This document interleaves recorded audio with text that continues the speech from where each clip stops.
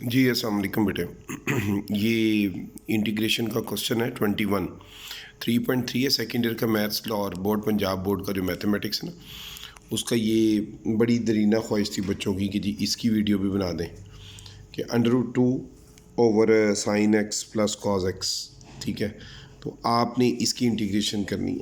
अगर तो आप देखें तो हमारे पास एक बड़ा पुराना सा मेथड है जो हम हर जगह पे अप्लाई करने की कोशिश करते हैं कि इसके कॉन्जुगेट से मल्टीप्लाई डिवाइड कर दें, mean sine X minus cos x से मल्टीप्लाई और डिवाइड कर दें। अब वो किया तो जा सकता है, ऊपर बन जाएगा sine X minus cos X और नीचे बनेगा sine square X minus cos square X, और sine square minus cos square X होता है माइनस कॉज 2x।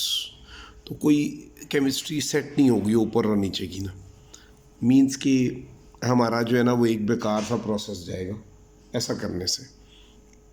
मैं अभी इस क्वेश्चन के एंड पे आपको बताता हूँ अगर हम ऐसा करते तो क्या होता। पहले अब हम इसको मेथड को देखते हैं। इसमें उसने हमें दिया है, सबसे पहले बेटा हम क्या करेंगे, सोल्यूशन है गिवन आपके पास है ये integration √2/sin x plus cos x। आप इसको लेट कर लें कि ये आई के एक वाला।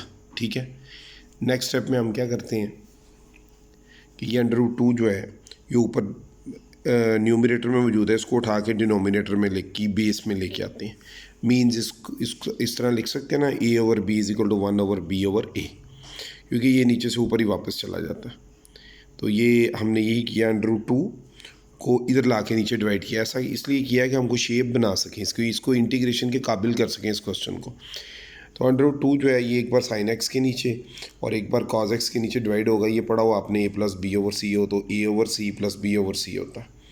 यही चीज़ हमने यहाँ पे की है, sign x/√2 plus cos x/√2। ठीक है, अगले स्टेप में आप इसको साइन x इंटू 1/√2 और प्लस कॉज x इंटू 1/√2 लिख सकते हैं। ये बात आप लोगों ने पहले ही पढ़ी हुई है कि अगर आपके पास कोई चीज़ a/b की शक्ल में हो तो उसको a इंटू 1/b भी लिख सकते हैं। ये बेसिक अलजबरा की जो है ना टेक्निक्स हैं, अलजबरा भी नहीं उसकी कह लें कि स्टार्टिंग मैनिपुलेशंस आप यूज़ कर रहे हैं। ये देखें, ये टेक्निक लगाइए कि a/b = होता है 1 अपना a इंटू 1/b। ठीक है, अब आपने ऐसा किया क्यों, जो मैंने इधर लिखा था ना sine x into 1/√2 plus cos x into 1/√2, अब उस 1/√2 दोनों जगह पे था, उसकी जगह पहली वाली वैल्यू के साथ मैंने कॉस π/4 लिख दिया और दूसरी वाली की जगह 1/√2 की जगह और दूसरी वाली की जगह पे मैंने साइन π/4 लिख दिया। ऐसा क्यों किया बताता हूँ आपको। पहले ये देख लें, आपने पढ़ा हुआ कि cos π/4 जो होता है वो cos 45 डिग्री होते हैं और उसकी वैल्यू 1/√2 होती है। इसी तरह sin π/4 जो है वो sin 45 डिग्री होता है और वो भी उसकी वैल्यू भी 1/√2 होती है। तो पहली वैल्यू के साथ मैंने cos को अटैच कर दिया, दूसरी को साइन पहले भी लिख सकते थे, cos बाद में भी। क्वेश्चन के आंसर की शेप चेंज हो जाएगी, अदरवाइज़ क्वेश्चन फिर भी सॉल्व हो जाएगा। ये मैंने असल में शेप बनाई है sine alpha cos beta plus cos alpha sine beta. ये जो आपका यहाँ पे एक्स है ना, ये एज ए अल्फ़ा है और जो π/4 है ये एज ए बीटा है। ये अल्फ़ा है और ये आपके पास बीटा है। तो गौर करें, cos sine alpha cos beta plus cos alpha sine beta की शेप बनती है, तो ये मिलके क्या बन जाता है, साइन अल्फ़ा प्लस बीटा। ये आपको मैंने नीचे इंट दिया हुआ, sine alpha cos beta plus cos alpha sine beta होता है साइन अल्फ़ा प्लस बीटा। तो हमारा ये जो डिनोमिनेटर है ना वो कॉम्पैक्ट शक्ल में आ गया, मींस के जो बिखरी हुई शक्ल थी ना इसको हमने क्लोज शक्ल में कन्वर्ट कर लिया। और आपने ये भी पढ़ा हुआ कि 1/sin जो है था वो कॉसिकेंट होता है। तो ज़रा गौर करें, ये साइन थीटा होता है 1/cosecant थीटा, तो यहाँ से कॉसिकेंट थीटा उधर भेजे, साइन थीटा इधर डिवाइड कर दें, तो कॉसिकेंट थीटा की वैल्यू क्या आ जाएगी, 1/sin थीटा। तो इसीलिए ये 1/sin और ये थीटा के तौर पे एक्ट कर रहा है, तो ये हो जाएगा कॉसिकेंट थीटा या एक्स, एंगल ही है ना, जो मर्ज़ी कह लें आप इसको। अब इसकी इंटीग्रेशन सीखनी है, क्वेश्चन आपका फिर कंप्लीट होगा। देखें यहाँ पे गौर करें, तो हमने एक डिफ़िकल्ट जो सिचुएशन थी क्वेश्चन की उसको एक सिंगल फंक्शन के अंदर कन्वर्ट किया और अब हम उस सिंगल फंक्शन की इंटीग्रेशन सीखते हैं। वो बेसिकली होती है जी कॉसिकेंट अपना कॉसिकेंट एक्स प्लस π/4 की इंटीग्रेशन कन्वर्ट होगी ln of cosecant X plus π/4 minus cot X plus π/4 plus C. ये कैसे आया है, ये फॉर्मूला है इसका, वो मैं आपको इधर बता देता हूँ। हिंट या एक्सप्लेनेशन, वैसे क्वेश्चन तो आपका इधर ख़त्म हो गया, ये आंसर आ गया। आया कैसे है, ये याद रखें कि cosecant A X plus B O means कि ये चीज़ आपकी जो है ना, ये कॉसिकेंट के आगे ये फंक्शन पड़ा हुआ है, उसका एंगल है। क्या है? एंगल।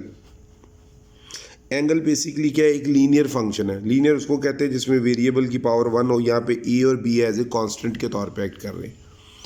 तो अगर आप गौर करें कि ये लीनियर इक्वेशन है, लीनियर एक्सप्रेशन है। एंगल में जब भी लीनियर एक्सप्रेशन होगा कॉसिकेंट के, तो उसकी इंटीग्रेशन कन्वर्ट होती है 1/a, ठीक है, ln of cosecant A X plus B minus cot A X plus B modulus और प्लस सी में।